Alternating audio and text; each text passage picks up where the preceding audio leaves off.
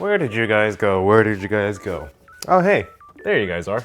Welcome back to the channel, everybody. I know in the last video we said we were gonna start doing some bushings with the press right over there, but we got a little distracted and we started putting this new thing in the AP1. Let me show you what we've got. So today for you guys, we have a Cusco roll bar to install. Now I've gone ahead and started mocking things up. We basically went ahead and took out the seats and removed that panel over there and removed our rear tray, which actually this car never came with a rear tray, so this made it easier to put the bars in. But if you guys can see in that corner, the rear tray right here is gone.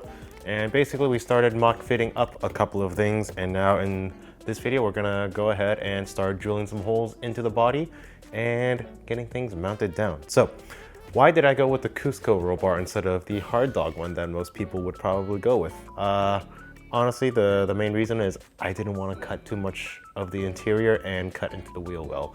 The hard dog that most people run for SCCA events or other wheel-to-wheel racing requires you to cut inside this fender liner area, wheel well inside right there to mount it.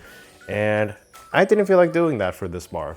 I just wanted something that'll give me a little bit of protection and allow me to do some casual track driving with organizers that aren't wheel-to-wheel or anything real competitive. So the main benefit for this is I can just mount it to the floor right here. So yeah, it's gonna be a hopefully easy install. I'm gonna go ahead and just share you guys some tips and tricks that I find along the way, but yeah, let's go ahead and get this roll bar installed. So with the seats removed, we're gonna go ahead and start disassembling the interior, primarily removing this panel, the center console, and this cover here, so that'll give us more access to reach into the back to drill our necessary holes. So we're gonna start by removing our shift knob here.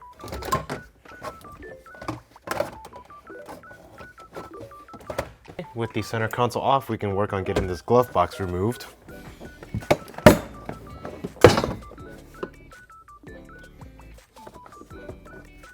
All right, with the glove box removed, we now have all this space to get into the trunk and drill our holes right here for where those rear legs sit right here. So this is the passenger side and the driver's side, somewhere over here.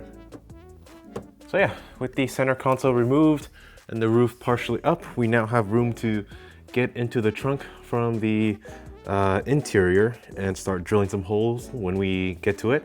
For now, what we're gonna do is now start placing our interior piece here. Ooh.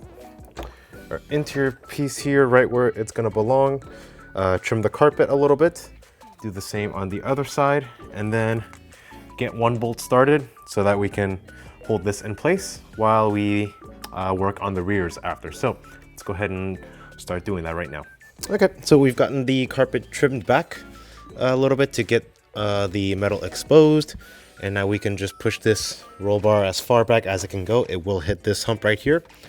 We'll get this pushed back as far as we can go, do the same on the other side, and then go ahead and start drilling a pilot hole to get one of the bolts fitted into place so that this will stay still, and then we can continue to work on the rear. So it's time to start drilling.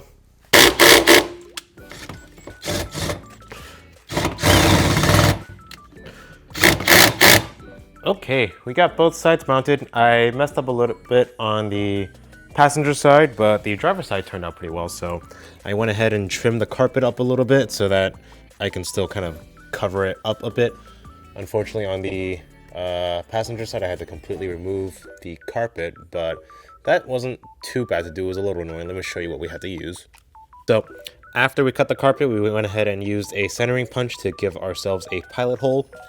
Drilled it out with the smallest drill bit we have here, and then we stepped it up to, I believe this is a 3/8 drill bit to go ahead and enlarge in the hole.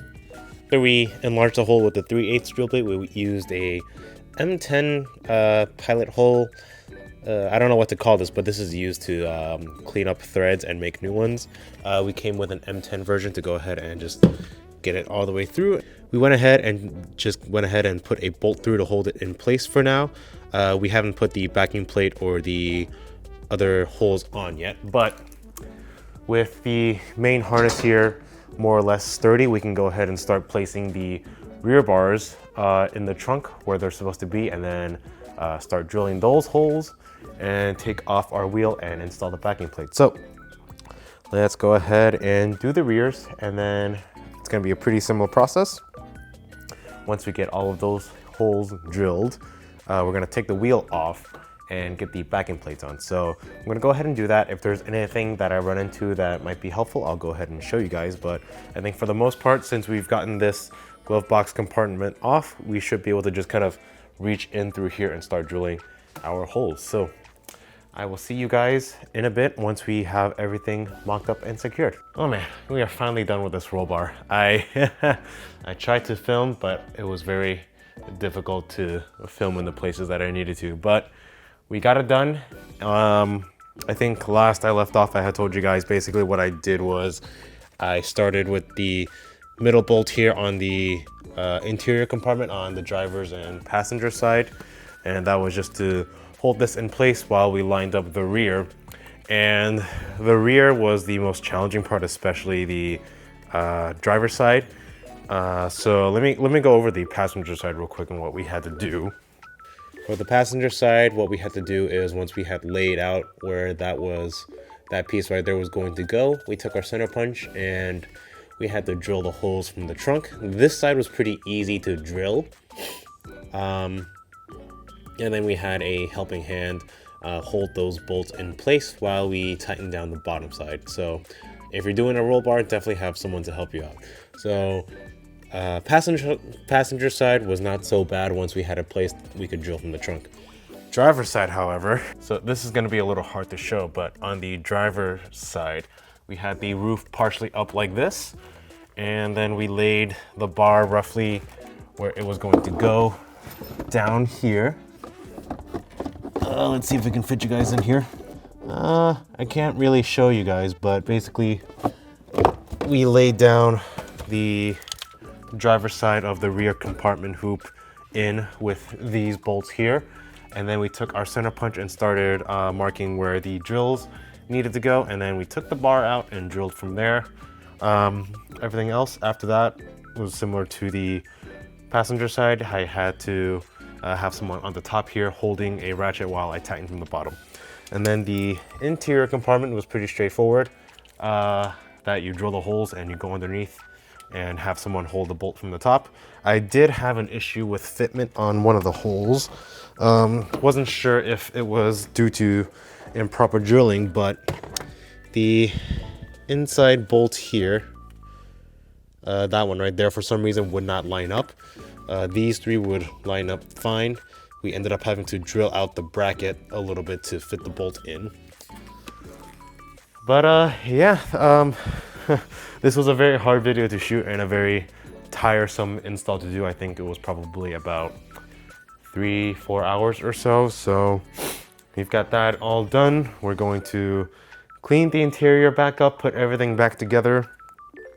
As you can see, the roof soft top is still operational, so the clearance there is good. But yeah, other than that, that was a pretty tiresome install. It's doable. Would I recommend it?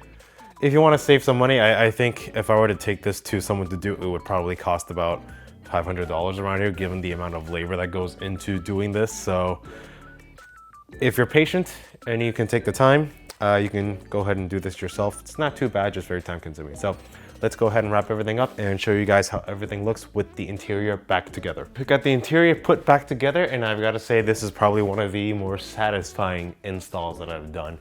Just look at that bar with the red interior. There's just something about a Roadster with a roll bar in there that makes it look just nice. So that's gonna be it for today's video. I'm sorry we couldn't get much footage of this install. It was just very annoying to do, but very rewarding at the end. If you guys enjoyed this video, hit that like and subscribe button, and be sure to follow my Instagram at QMedia.